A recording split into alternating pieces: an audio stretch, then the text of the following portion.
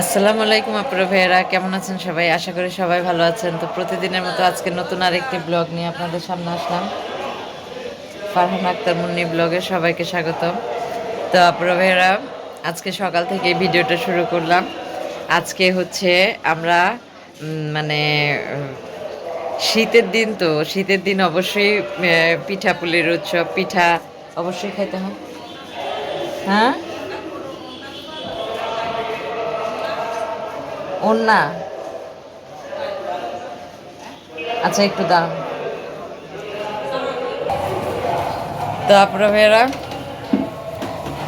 পিঠার শীতের দিন অবশ্যই পিঠা খাইতে হয়। তো আজকে আমাদের বাসায় ভাপা পিঠা বানাবে, যদিও আমি ভাপা পিঠা তেমন একটা পছন্দ করি না।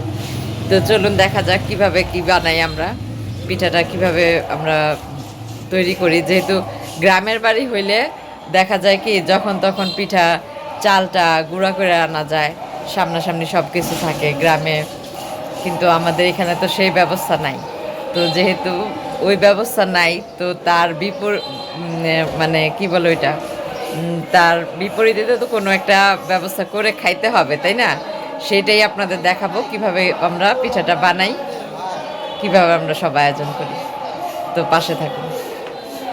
তো আপুরা ভাইয়েরা দেখেন, কালকে যে আমার নারকেলটা দেখছিলেন, এই যে আমার ভাই নারকেলটা ফাটাইছিল, পরিষ্কার করছিল, সেই নারকেলটা এটাকে গ্রেট করা হয়েছে। তারপরে হয়েছে এই যে কিসমিস, কিসমিস মেলা দাম খাওয়া শুরু করি। তারপরে হচ্ছে যে বাদাম, কিসমিস, বাদাম, তারপরে হচ্ছে গুড়। যে গুড়টা দেখাইছে আপনাদের, এই যে হাত একদম নরম হয়ে গেছে, অনেক সফট গুড়টা, খেজুরের গুড়, একদম অরিজিনাল। সেরকম ফ্লেভার আপুরা ভাইয়ার, আহা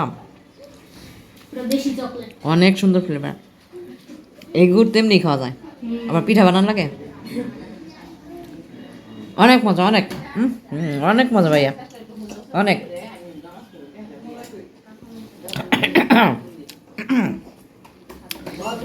খেজুরের গুড়, কিশমিশ, বাদাম আমি নিজেই খাই ফেলাইতেছি। পিঠা বাদাম কি অনেক টেস্ট, অনেকটা বড় বেড়া।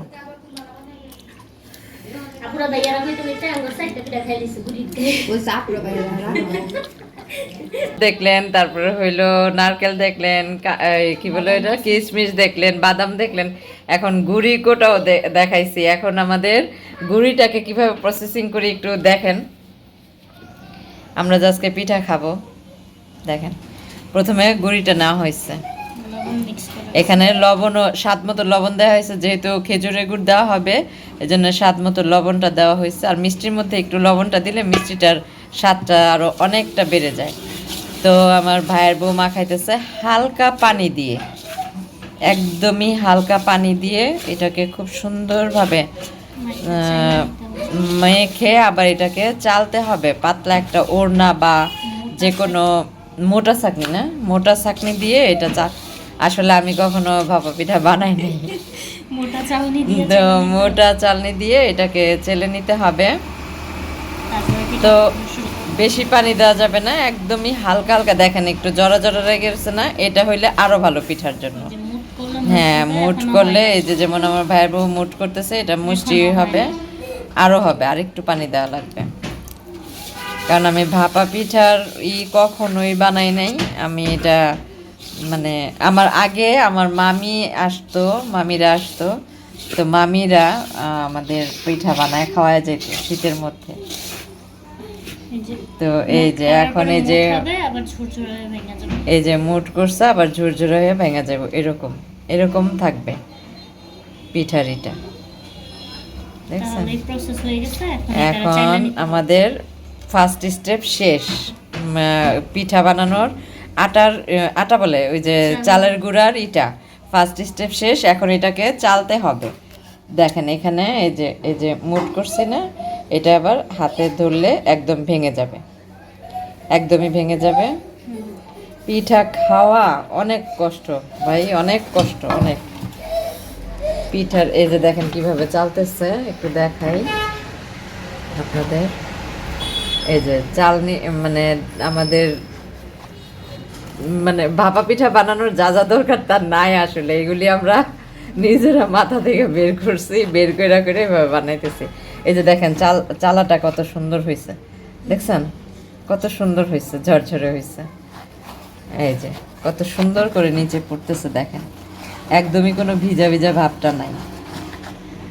এরকম না হইলে কিন্তু ভাপা পিঠার যে একটা দলা দলা থাকে ওইটা হবে না, ওইটা সুন্দরভাবে সিদ্ধ হবে না, আর খাওয়াটাও ভাল লাগবে না। তো ভেঙে পিঠা, ভাপা পিঠা কিন্তু যদি আপনি চালের গুঁড়াটা ঠিক মতো প্রসেসিং না করেন তাহলে কিন্তু ভেঙে যায়। অনেকের ভাপা পিঠাই হয় না, ভেঙে যায়। তো এই যে দেখেন আমরা এই এটার নাম কি জানি, ঢাকনার মধ্যে আমরা চালতেছি, ঝাঁপি দিয়ে চালতেছি। মশারির কাপড় আছে না মোটাটা, মশারির কাপড়টা নিলে ভালো হয়। আম্মু আগে সব সময় দেখতাম মশারির কাপড়টা দিয়ে এরকম ভাবে চালতো। তো দেখেন কত সুন্দরভাবে চালতেছে। তো এই যে এখন আমরা একটা বাটি নিয়ে নিচ্ছি, বাটির মধ্যে এটা যে কোনো বাটির মধ্যে এখন চালের গুঁড়া দিছে, চালের গুঁড়াটা দেওয়া হয়েছে কিছু, এখন দিচ্ছে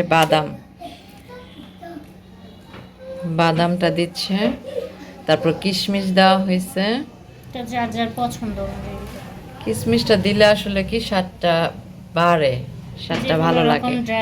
তারপরে হচ্ছে নারকেল দেওয়া হয়েছে, এখানে হচ্ছে আমাদের সেই আর খেজুরের গুড়টা জানেন একদম এক নাম্বার, এর মধ্যে কোনো ভেজাল নাই, আর একদম খেজুরের রসের গন্ধ।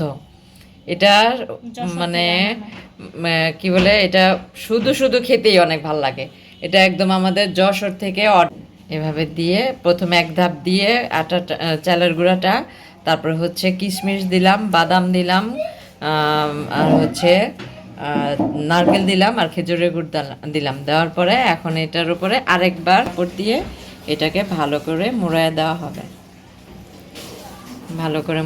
হবে, এই যে দেখেন এটা ভাজি করা পাতিলা নাই তো এটাই নেওয়া হয়েছে। এটা যেহেতু একটু নিচে ফোটা ফোটা আছে, তো এই যে দেখেন কত সুন্দর ভাপা পিঠা।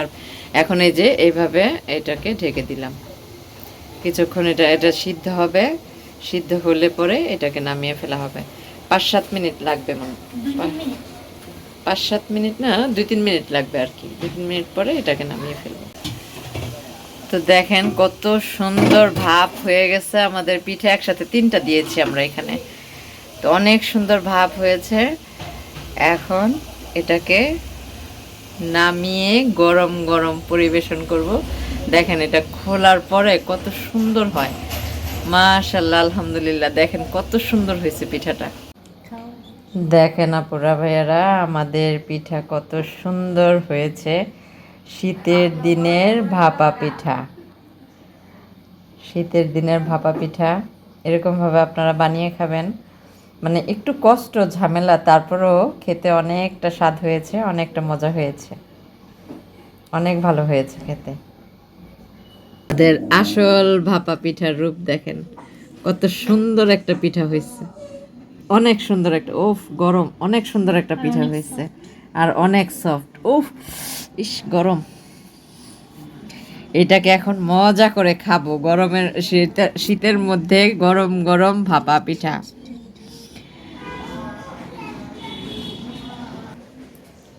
পিঠা খাচ্ছি, বিসমিল্লাহ।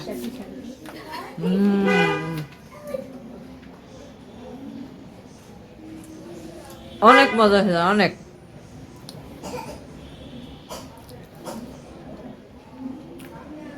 অসাধারণ।